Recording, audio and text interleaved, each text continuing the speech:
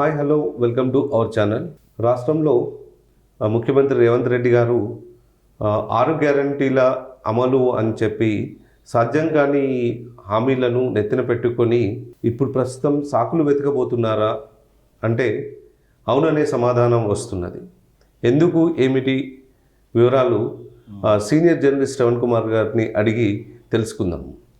శ్రవణ్ కుమార్ గారు, గత అసెంబ్లీ ఎన్నికలప్పుడు రేవంత్ రెడ్డి గారు అధికారంలోకి వచ్చిన వెంటనే 6 గ్యారంటీల పథకాలన్నీ అమలవుతాయని చెప్పి అన్నారు. ఇప్పటికే అధికారంలోకి వచ్చి దాదాపు 55 రోజులు గడిచిపోయింది. 100 రోజుల లోపల అన్నీ మధ్యలో మాట్లాడారు. 100 రోజుల తర్వాత అన్నీ అమలవుతాయని మళ్ళీ మాట్లాడారు. తర్వాత ఇప్పుడు ప్రస్తుతానికి నిన్న ముఖ్యమంత్రి రేవంత్ రెడ్డి గారు ఒక స్టేట్మెంట్ ఇచ్చారు. కేంద్రంలో రాహుల్ గాంధీ ప్రధాని కావాలి, అట్లాగే కాంగ్రెస్ పార్టీ అధికారంలోకి వస్తేనే రాష్ట్రంలో 6 గ్యారంటీల పథకాలు అమలవుతాయని చెప్పేసి మరో కొత్త రాగం అందుకున్నాడు. అంటే ఇది ఒక రకంగా మా కాంగ్రెస్ పార్టీకి ఓటు వేస్తేనే మీకు 6 గ్యారంటీల పథకాలు హామీ అంటూ మోసం చేస్తూ ప్రొలాంగ్ చేస్తూ వస్తున్నట్టు అనిపిస్తుంది అని అనుకుంటున్నారు ప్రజలు. దీన్ని ఆ విధంగా చూడొచ్చా? దీనిపై మీ విశ్లేషణ ఏమిటి? కాంగ్రెస్ పార్టీ ఎన్నికలకు ఎలాగైనా గెలవాలి అనే ధ్యేయంతో తనది కాకపోతే ఎంత దూరమైనా వెళ్ళొచ్చు అని ఒక సామెత ఉంటుంది. అంటే ఈ రాష్ట్ర ఆదాయం ఎంత, ఈ రాష్ట్ర పొటెన్షియాలిటీ ఎంత అని చూడకుండా 3 బడ్జెట్కు ఉచిత పథకాలు హామీల కురిపించేసి ప్రజలను మభ్యపెట్టేసి ఆల్రెడీ ప్రజలు దోపిడీకి గురవుతున్నారే అదే కాంగ్రెస్ పార్టీ చెప్పింది. ఎందుకంటే ధరలు పెంచేశారు, విపరీతమైన లిక్కర్ ధరలు పెరిగాయి, అవి పెరిగాయి ఇవి పెరిగాయి అని చెప్పి అధికారంలోకి వచ్చేసి మళ్ళీ వీళ్ళు ధరలు ఒకవైపు పెంచుతూనే ఉన్నారు, ఆదాయం పెంచే మార్గాలు చేస్తలేరు. దీంతోపాటు వీళ్ళు అమలు చేయడానికి రీసోర్స్ ఇన్కమ్ ఎలా చేయాలో జనరేట్ చేయకుండా కేవలం అమలు చేయాలని ప్రయత్నం చేయాలనుకోవడం, కానీ వాళ్ళు అమలు చేయడానికి సిద్ధశుద్ధి లేకపోవడం ఒకటి, దాంతో నిధులు లేకపోవడంతో ఇప్పుడు వాళ్ళ పరిస్థితి ఎలా ఉందంటే ముందు నొయ్యి వెనక గొయ్యిలా ఉంది. దీని నుంచి తప్పించుకోవడానికి అమలుకు సాధ్యం కాని విషయాలని ఒకవేళ ఇంకొక దీంట్లో ఒక చిన్న మర్మం కూడా ఉంది, అది కాంగ్రెస్ పార్టీ పెద్దలకు కూడా తెలుసు. అమలు చేయడం వల్ల ఒక ఉదాహరణకు మనకు ప్రతి మహిళకు 2500 లేదా ఒక వైట్ రేషన్ కార్డు అంశం తీసుకుంటే వైట్ రేషన్ కార్డు అనేది కొన్ని ప్రామాణిక ప్రకారం స్క్రూటినీ జరుగుతూ ఉంటుంది. అంటే నీ పేరు మీద చిన్న వాహనం కారు 3 వీలర్ కానీ 4 వీలర్ కానీ ఉంటే నీకు వైట్ కార్డు రేషన్ కార్డు రాదు, లేదా ఉన్నది రద్దు అవుతుంది అలా స్క్రూటినీ. కానీ వాస్తవానికి ఆ కారణంత మాత్రాన అతడేమి కోటీశ్వరుడు కాదు. వాస్తవానికి ఈ రోజుల్లో లివింగ్ ఆఫ్ స్టాండర్డ్స్ మారింది. ఆ కారు అనేది తను ఒక ట్యాక్సీ డ్రైవర్ గాను లేదా రకరకాల జీవనోపాధి కోసం వాడుకుంటుండొచ్చు ఆ వెహికల్. ఎందుకంటే ఇప్పుడు మనం మారుతి వ్యాన్ చూస్తున్నాం, ఆ వ్యాన్లో రోజు ఇంత ఆహార పదార్థాలు తీసుకెళ్ళి అమ్ముకుంటుంటారు, ట్రావెల్ చేస్తుంటారు, ఒక స్ట్రీట్ ఫుడ్ చేసి అమ్ముతుంటారు.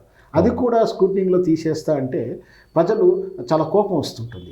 అంటే నువ్వైతే ఎన్నో రూల్స్ పెట్టుకొని ఎన్ని రూల్స్ అతిక్రమిస్తూ కోట్లు సంపాదిస్తావు, కానీ నా దగ్గర ఏదో నామకే వస్తూ తాతో తండ్రి ఇచ్చిన చిన్నపాటి ఇల్లు ఉంటే ఏదో పాత గుడిసెలో పాత ప్లేస్ ఉంటుంది, తన పేరు మీద ఉంటుంది. ఎందుకంటే ఈ రోజుల్లో సెక్యూరిటీ కోసం తన పేరు మీద మార్చుకుంటాడు, తండ్రి ఆస్తి కావచ్చు అది. కానీ ఈ రోజుల్లో మనకు అతనికి ఇల్లు ఉండటానికి ఇల్లు ఉండాల్సిందే. ఒకనాటి జీవన ప్రమాణాలు గుడిసెల్లో ఉండేవారు, కానీ ఈ రోజుల్లో కాంక్రీట్ ఇల్లు లేని ఎవరు ఉండలేరు.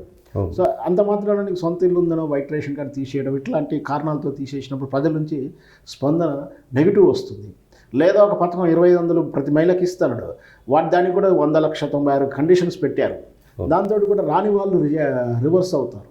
అంటే ఇంట్లో ఒకరికే ఇస్తారంటాడు, మరి ఇద్దరు ఎలిజిబుల్ ఉన్నప్పుడు ఒకరికి ఎందుకు ఇస్తారు? ఇవన్నీ కూడా ప్రజల నుంచి అంటే అమలు చేసిన అమలులో బెనిఫిట్ పొందిన వాళ్ళ నుంచి తీవ్ర వ్యతిరేకత ఉంటుంది. అమలు ప్రయత్నం చేద్దామన్నా ఇక్కడ ప్రాక్టికల్గా ఇబ్బంది ఉంది. పైగా వాళ్ళు 100 days అనేది లిమిట్ పెట్టుకున్నారు. మరి ఆ అప్లికేషన్స్కి మళ్ళీ కొత్త విధానాన్ని గత కాలంలో ఎవరు కూడా ప్రభుత్వ ఆఫీసుల చుట్టూ తిరిగి అప్లికేషన్ చేయాల్సిన అవసరం లేదు. ప్రభుత్వం దగ్గర ఉన్న డేటా ప్రకారమే ఇచ్చేశారు. కొత్తగా లేదా ఆన్లైన్లో అప్లై చేసుకున్నారు. కానీ ఇప్పుడు ఇంటింటికి వెళ్ళి వీధులకు వెళ్ళి ఆ కాంగ్రెస్ ఏజెంట్లు కార్యకర్తలు చెప్పిన గైడ్లైన్ ప్రకారం పనిచేసుకోవడం మనం చూస్తూనే ఉన్నాం. వాళ్ళు ఏజెంట్గా వ్యవహరిస్తూ మీకు ఆ పథకం ఇప్పిస్తాం ఈ పథకం అంటే ఇవన్నీ కూడా ఏమిటంటే కాంగ్రెస్ కార్యకర్తలు ఉపాధి క్రియేట్ చేయడానికి విధానాన్ని నిర్ణయం తీసుకుంటున్నారని ఒకవైపు ఉంది.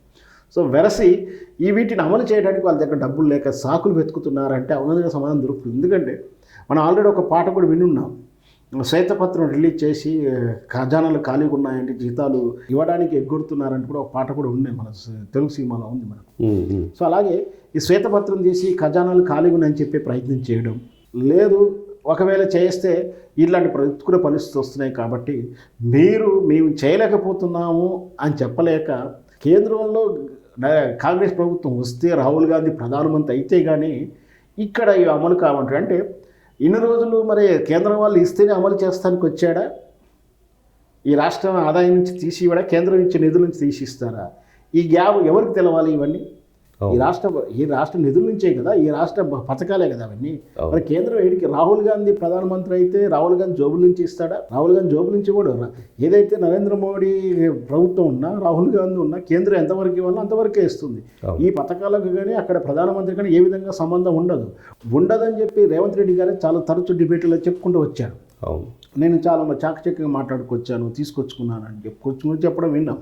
అంటే ఇక్కడ ఏంటి, తాను ఆ రాహుల్ గాంధీ ప్రధానమంత్రి అయితే కానీ ఏమి చేయలేని తనకు తానుగా చెప్పుకోవడం వల్ల రాహుల్ గాంధీని గెలిపిస్తారనుకుంటున్నారు. కానీ రాహుల్ గాంధీకి క్రెడిబిలిటీ లేదు. సమాజంలో ఇప్పుడు ఎట్లుందో మనకు తెలుసు. కాంగ్రెస్ మీద వ్యతిరేకత కానీ రాహుల్ గాంధీ మీద ఉన్నటువంటి అపనమ్మకం కానీ. పైగా ఇంకో సామెత కూడా ఉంది మన ఊర్లలో, ఈ పని ఎప్పుడు చేస్తామంటే ఆంజనేయ స్వామి పెళ్ళైనప్పుడు అంటూ ఒక వాక్యం కూడా ఉంది. దాన్ని ఇప్పుడు రాహుల్ గాంధీ ప్రధానమంత్రి అయినప్పుడు చేస్తా అంటే అవ్వవు కాదు అనే ఉద్దేశంతో చెప్పి మీనింగ్తో చెప్తున్నారు కూడా ట్రోలింగ్ అవుతా ఉంది మనం చూస్తూనే ఉన్నాం. సో మొత్తం మీద ఇది వాక్య చేయడం అనేది దీర్ఘదృష్టుడు దివ్యదృష్టుడు చెప్పినప్పటికీ దాని అర్థం మాత్రం ఇవి మా వల్ల అవ్వట్లేదు అనే సందేశాన్ని వాళ్ళు ఒప్పుకుంటూ రాహుల్ గాంధీని ముందుకు తీసుకొచ్చి నెపాన్ని రాహుల్ గాంధీ మీద వేయడానికి వీళ్ళు ఏమైనా ఉద్దేశించారా అని మనం చూడాలి. ధన్యవాదాలు శ్రవణ్ కుమార్ గారు. Thank you.